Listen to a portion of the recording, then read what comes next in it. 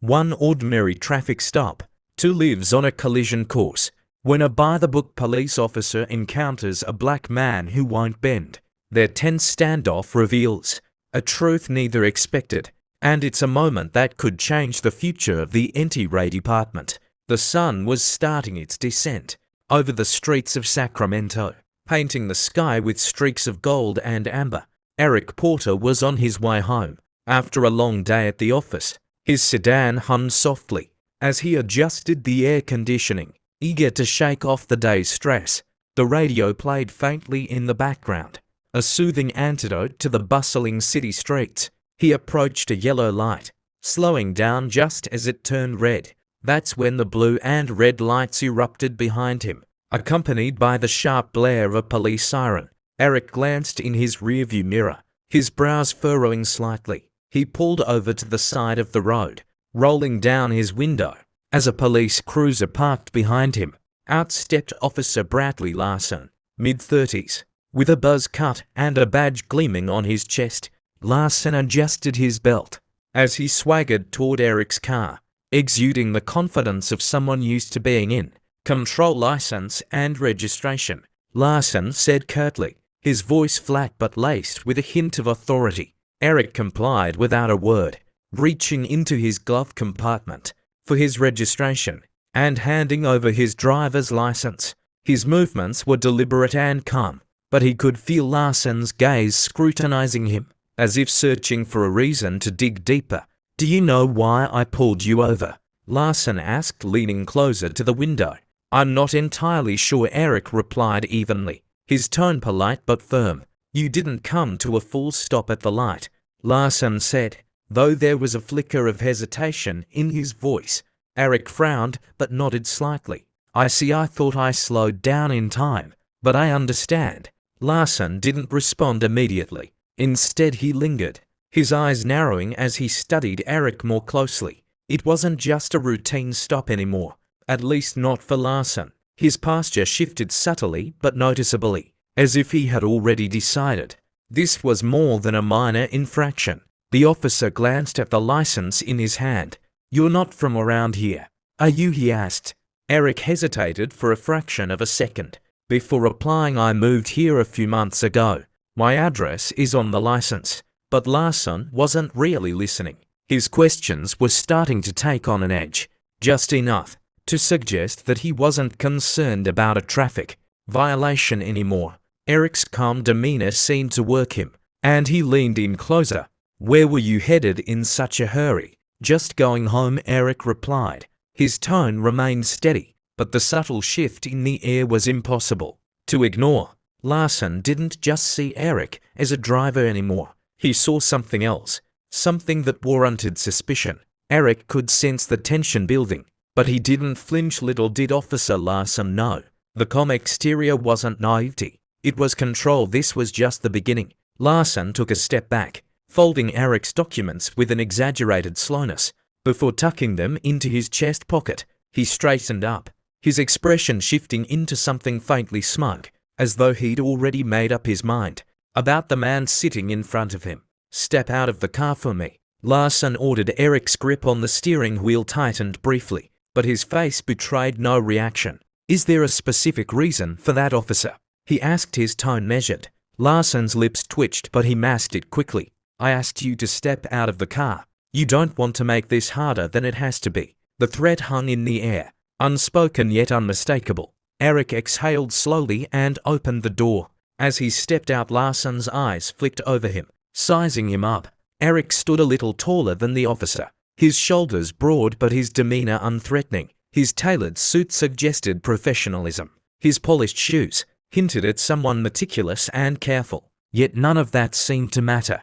Larson gestured toward the front of the car. "Hands where I can see them." Eric complied, his movements calm and deliberate.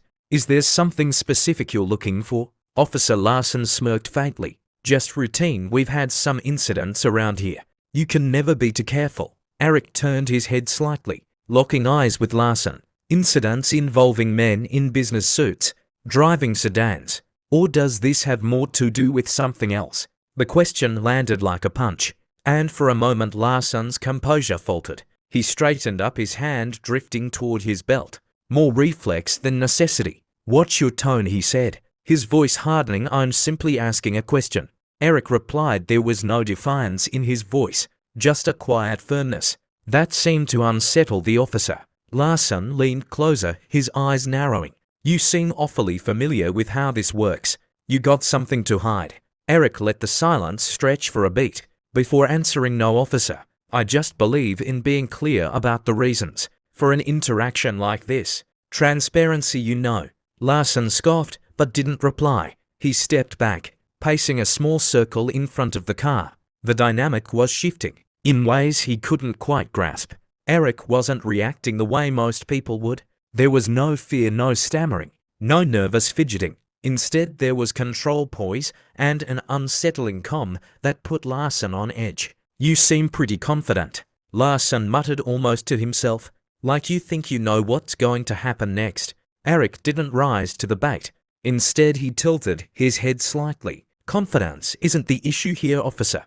Respect is." Larson froze for half a second before turning back to face him. The smoke was gone, now replaced by something sharper, almost defensive. He opened his mouth to reply, but the words didn't come out. Eric's composure was throwing him off balance, and he didn't like it. As the silence stretched, the tension between them felt electric, and Larson was starting to realize this wasn't going to play out the way he'd expected. But instead of backing down, he doubled down. The real test was about to begin. Larson tapped his fingers against the holster on his belt, his frustration barely concealed. He wasn't used to being challenged, especially not by someone who looked like Eric. His gaze flicked back to the sedan, as though searching for a justification he hadn't yet manufactured. "Turn around and place your hands on the hood," Larson said, his voice clipped. "I need to check for weapons." Eric raised an eyebrow. "Weapons?" He repeated, his tone incredulous but still measured. "Do I look like someone who's carrying a weapon?" Larson's jaw tightened, and for a moment his composure cracked. "I'm not going to ask you again." Eric hesitated, a flicker of something unreadable passing across his face. Then, without a word, he turned and placed his palms flat against the hood of his car. Larson approached, the crunch of his boots on the asphalt breaking the uneasy silence. The officer patted Eric down in quick, rough movements, his hands lingering a little longer than necessary. It wasn't just a search, it was an attempt to assert dominance, to provoke a reaction. But Eric didn't flinch, didn't stiffen, didn't so much as shift under the invasive scrutiny. "You're clean," Larson muttered, stepping back. The admission sounded begrudging, like he was irritated that he hadn't found anything to justify his suspicion.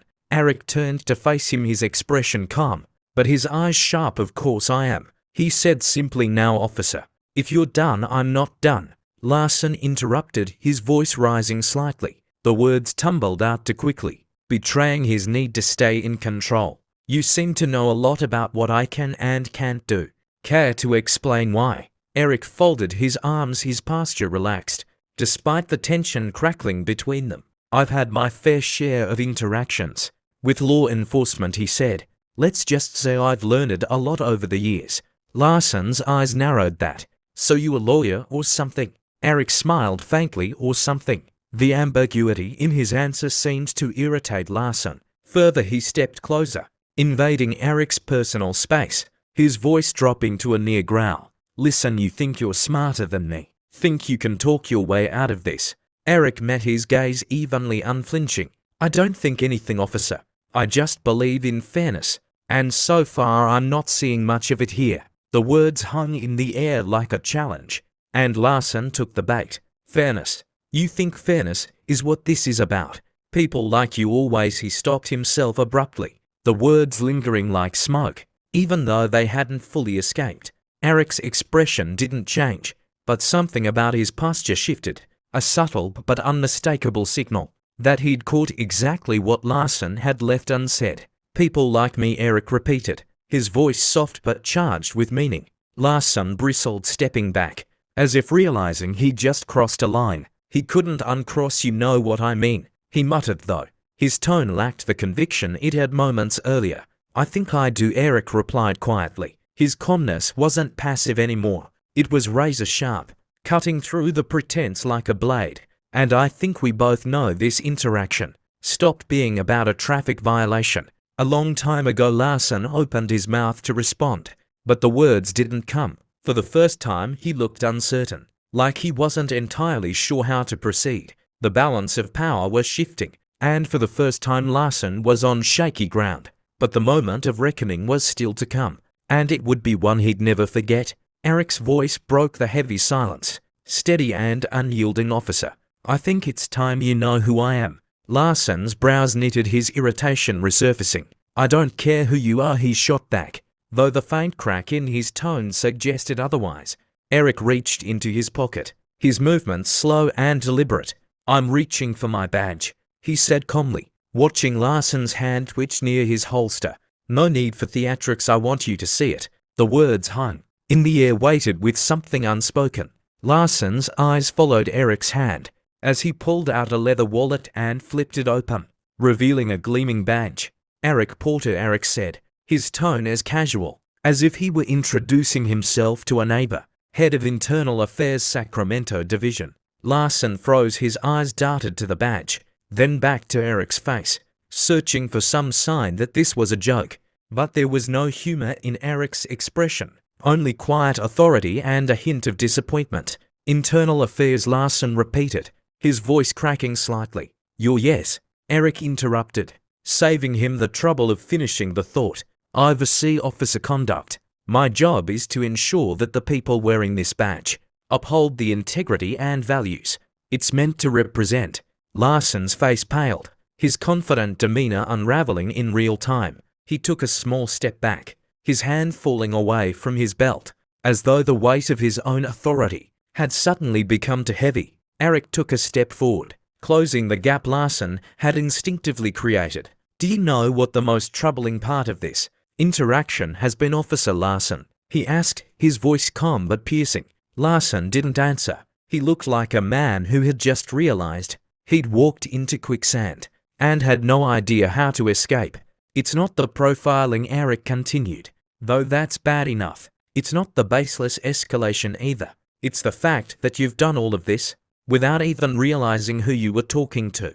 You assume that I wouldn't know my rights, that I wouldn't understand the laws you're sworn to uphold and why. Larson opened his mouth, but no words came. Eric's gaze bore into him, unrelenting. Because I didn't fit your idea of someone deserving respect, Eric finished for him. His words weren't angry, but they carried the weight of an indictment. And that's not just a problem for me, officer.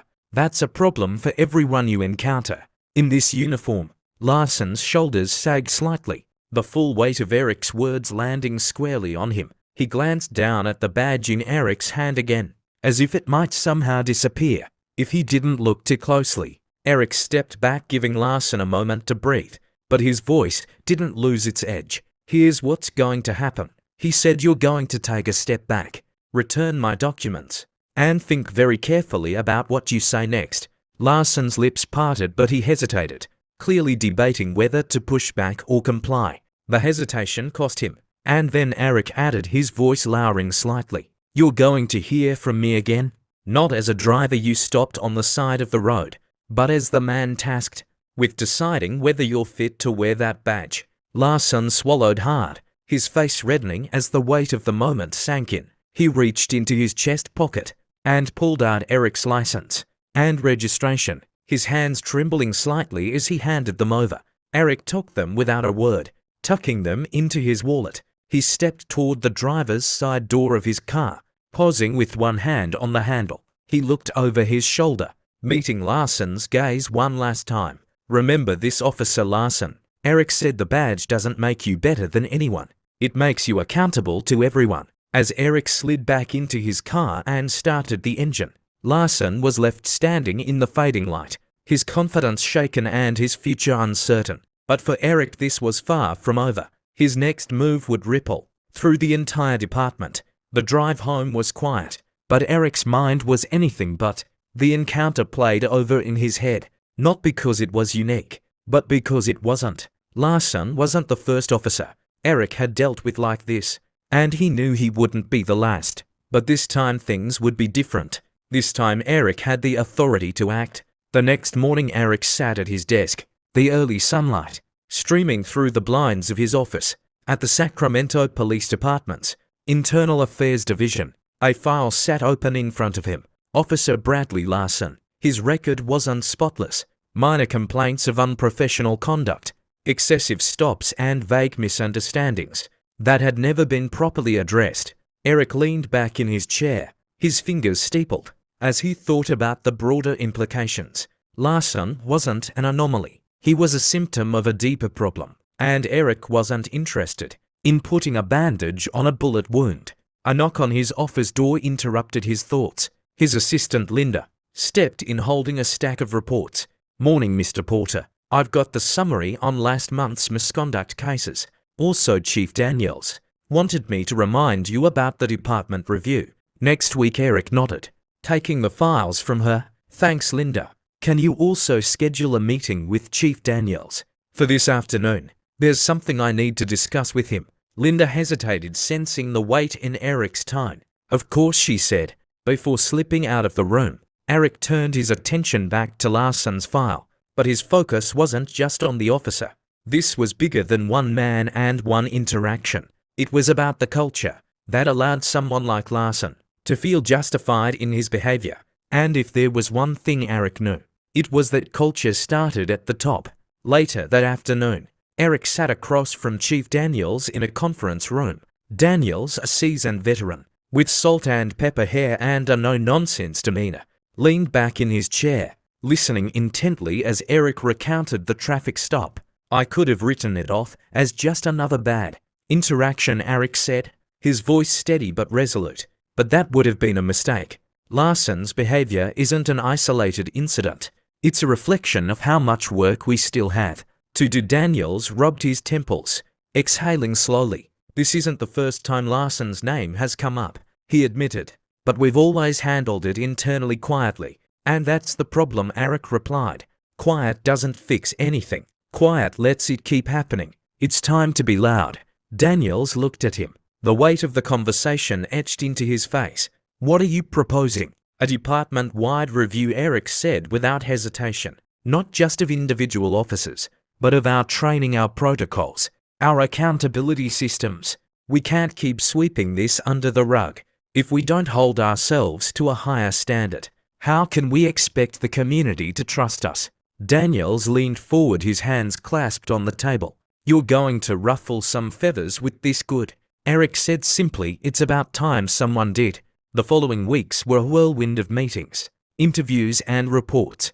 Eric worked tirelessly compiling data, speaking with officers and holding public forums to hear directly from the community. The Larson incident became a catalyst for change, a turning point that forced the department to confront its flaws head-on. Larson, for his part, faced an internal hearing. Eric made no secret of his involvement, sitting across from Larson during the proceedings and watching as the officer squirmed under the scrutiny. The hearing resulted in a suspension, but Eric knew the real victory wasn't in punishing Larson, it was in preventing the next Larson. Months later, Eric stood at the podium of a community event, addressing a room full of officers, city officials and local residents. He spoke not of blame, but of responsibility, of the shared duty to create a system that worked for everyone. His words weren't just a call for accountability, they were a promise of change. Justice isn't just about catching the bad guys, Eric said, his voice resonating through the hall. It's about making sure the people, sworn to protect and serve, do so with integrity, fairness and respect for everyone they encounter. That's the badge I believe in, and that's the badge we're building here together. The applause was thunderous, but Eric didn't linger on it. For him, this wasn't the end of the story. It was the beginning of a better one. As Eric stepped down from the podium, he glanced at the faces in the crowd, some skeptical, some hopeful, but all listening. He knew change wouldn't come overnight, but it would come. And for now, if this story resonated with you, share it with someone who needs to hear it. Let's start the conversations that matter, conversations that lead to real change. For more stories like these, stories that challenge us, inspire us, and remind us of what we are capable of when we stand for what's right, don't forget to like, share, and subscribe to our channel.